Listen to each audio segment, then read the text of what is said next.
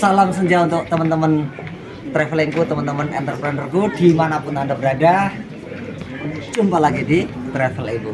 Nah, saya mau bilang apa yang membedakan antara travel konvensional dengan Travel Ibu ketika mengadakan Zuro Trip baik di musim gugur bulan Oktober maupun musim semi di bulan Mei adalah selain kita berwisata ke tempat-tempat yang menjadi ikon 4-5 negara yang kita kunjungi, juga selama perjalanan sekitar 4-6 jam di bis privat yang kita sewa untuk semua peserta, kita adakan sharing session, bisa tentang bisnis, bisa tentang kepenulisan, pemberdayaan diri, tentang hal-hal lain yang saat itu lagi aktual. Jadi selain dapat wisatanya, dapat juga ilmu-ilmu dari peserta yang lain, sekaligus juga membangun networking baru dengan bonding yang kuat. Itulah sebabnya pesertanya kita batasi hanya 1 bis saja dan sistemnya santai, tidak banyak-banyakan negara,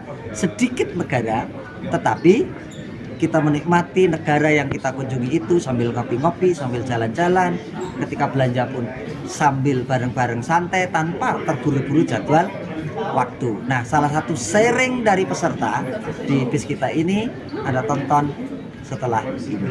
Itu ya, sampai ketemu lagi di travel yang mendatang.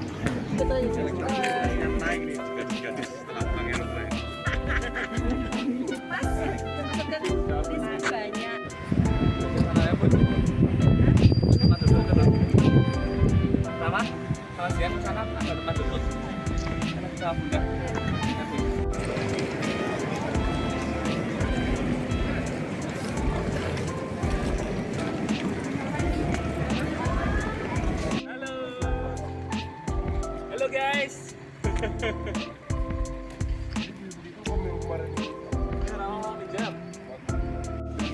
Guys, dapat nasi guys.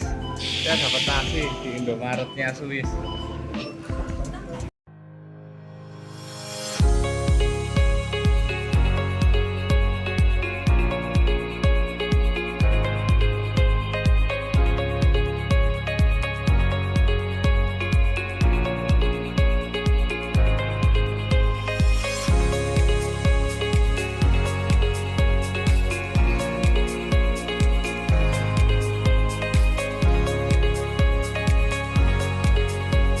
Akun dari di medsos ya, digital marketing yang awalnya jualan lewat Kaskus 2012 itu banget Kaskus. baru 2012 itu jualan lewat Kaskus itu.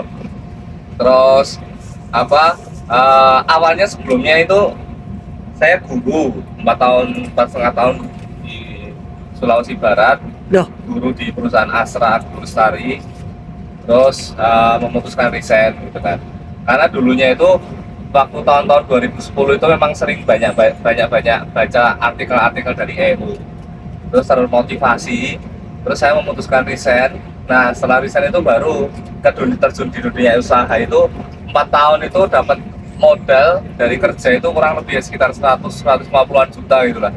Terus ketika keluar bangun usaha itu ternyata itu nggak semudah yang dikatakan motivator. Nah, awalnya buka toko baju di Jogja.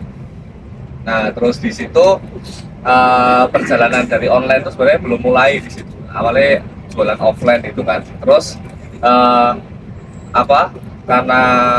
karena kesalahan planning, money management juga kurang bagus, akhirnya harus ditutup. Nah, di situ baru kenal jualan online itu lewat Om Cesar Prestista itu ya, Cesar Hadi itu ngompor-ngompori, cuman bilangnya aja, kamu berapa duit kalau bikin usaha offline ini gitu kan. Satu toko itu kurang lebih di angka 150 sampai 200 juta gitu.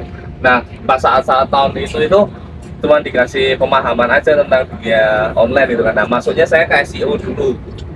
SEO aja backlink nyewa aja gitu kan. Nah, itu kalkulasinya kenapa masuk ke jualan online itu ya sangat affordable banget. Untuk modalnya itu paling nyewa domain berapa sih 1 tahun 500 1 juta itu udah bagus gitu kan, domain hosting gitu. Terus dari toko tadi yang nggak laku itu bajunya saya foto-foto, itu istri juga terlibat juga jadi model-modelnya, saya foto-foto itu kan, terus masukin website gitu kan. Zaman dulu jualan online masih pakai BlackBerry Messenger gitu kan. Oh, zaman BlackBerry ya. BlackBerry 2000 itu kan berapa itu? kontaknya 15. itu paling maksimal cuma 2000 kontak. Nah, BlackBerry itu saya move ke apa BlackBerry sampai pegang 10 BlackBerry gitu kan, karena kontaknya udah full. Tiap ganti DP picture itu pasti ada ya sold out satu gitu kan, satu dua nanti ada gitu. Nah, itu awal mulanya jualan online dari situ. Ketemu sama komunitas namanya NBC, National Bootcamp, itu ada Cesar, Mas Keke gitu kan. Terus dikasih pemahaman tentang digital marketing sama Mas Bramantia Farid. Oh iya, NBC juga dia, Bali ya, itu. Saya 2014 sampai 2012 kurang lebih NBC itu. Nah, memang dalam ini ya, growth tiap orang itu kan beda-beda juga ya. Kemarin saya sering sama Om Agus juga, nggak bisa juga ngopi paste dari polanya orang lain itu nggak bisa juga, karena tiap orang punya polanya masing-masing. Nah, jualan online itu udah awalnya dari reseller, terus ini ke brand owner, udah ada brand sendiri, terus ini lagi develop manufaktur untuk pabrik herbal juga. Nanti bisa kolaborasi teman-teman yang mau maklun. Terus saya juga ngelola coffee shop juga sama istri gitu kan, namanya Prasasti Coffee di Wonosobo, masuk di dunia F&B. Dunia F&B itu masuk di situ jelimet banget ternyata Om Agus. Jelimet banget. Kita biasa jualan online dengan margin 300% ya. Kalau F&B mungkin bisa sampai 300%, tapi 4 variabelnya itu kan kecil-kecil itu. Misal, dan dengan kenaikan harga fluktuatif pasar, misal ke Lombok, gula, itu kan tiap hari fluktuatif banget naik, dan kita nggak bisa naikin harga gitu. Kita nggak bisa naikin harga. Nah, belum variabel SDM itu kan, sampai perusahaan besar pun SDM juga pasti bermasalah gitu kan. Di F&B ternyata juga rumit ngitung Lombok sekilo berapa. Dan yang jadi kunci kalau di F&B itu kan di orang belanja, saya itu jadi kunci. Nah, kalau saya kehidupannya random ya, kehidupannya random. Jadi saya juga ternak kura-kura, ada Tortopedia itu di IG Tortopedia, saya ternak kura-kura, sulcata, Indian Star, terus kura-kura Brasil juga saya ternak gitu. Ini baru mau masuk di stable kuda di Wonosobo, jadi satu komplek di situ. Itu OMO udah beberapa kali ke Prasasti Coffee ya, di situ memang saya bangun tempat yang di situ saya bisa ngantor, saya ngopi, saya basket, saya nge-gym. Ya, saya satu hari cuma di situ gitu kan, untuk meningkatkan produktivitas saya aja, biar saya nggak perlu muter-muter lah kalau mau nge-gym gitu kan. Saya malah nge-gym di sana, ya udah saya bikin tempat gym sendiri. Ada tempat gym, ada coffee shop, ada kantor, ada lapangan basket. Karena saya juga ngomongin lapangan basket, karena saya jadi ketua Pengkap Perbasi di Kabupaten Wonosobo gitu kan. Kemarin sempat disenggol-senggol untuk pegang timnas 3x3 di Jakarta. Intinya kalau di dunia olahraga itu tombol gitu. Tombol. Terus ya random banget kehidupannya itu. Jadi kalau bosan kerja, bosan lihat dashboard, ya mainan kura-kura. Terus ini baru Mbak Stable udah sama partner juga gitu kan. Prinsipnya saya itu kalau bisa dikerjakan orang lain, ngapain saya kerjakan sendiri. Dia harus berpartner gitu. Jadi nggak bisa semuanya harus kita handle sendiri. Saya juga punya cerita ngangkat ada karyawan tuh yang sekarang udah saya share juga, karena dari kapasitasnya bisa growth gitu kan. Memang growth itu butuh belajar gitu kan, dari ikut workshop gitu kan. Itu dari partner sekarang udah saya percaya untuk pegang manufaktur di pabriknya, itu pabrik herbalnya itu. Motivasi ikut acara ini, motivasinya ini sebenarnya saya daftar udah 2020 ya Pak. Ya, 2020. udah mau berangkat. Nah, dari Eurotrip ini gitu kan, Eh, kenapa mungkin saya sendiri yang ngejak anak kecil ya, mohon maaf kalau bapak ibu agak terganggu sama kerewelan anak-anaknya. Tapi di situ ada satu pelajaran sih, karena di mana eh, anak itu kan melihat merekam dari apa Betul. yang kita dengar ya. Apalagi Usia golden age. saya sendiri nggak ada keturunan, bapak ibu bukan pedagang, bukan bisnis gitu kan. Terus saya masuk dunia bisnis hanya dari membaca artikel-artikel dulu di 2012 di EU, ikut workshop itu kan butuh effort yang sangat lebih, dan itu saya ngerti dunia usaha itu usia kurang lebih 25 tahun, 26 tahun gitu kan.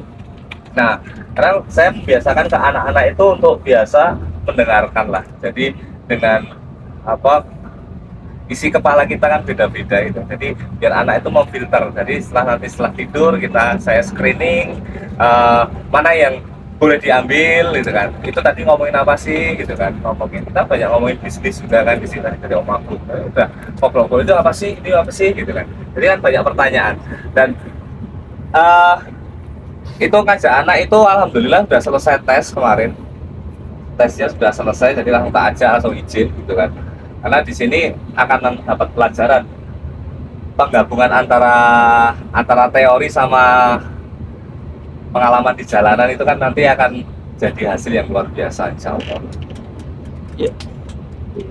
Itu Terbengong-bengong terus dari Eurotrip ini karena Eurotrip ini istri saya itu resign dari PNS Pak Ibu. Loh, Karena kalau mau izin itu ribet, gitu. Keluar aja otak kanan.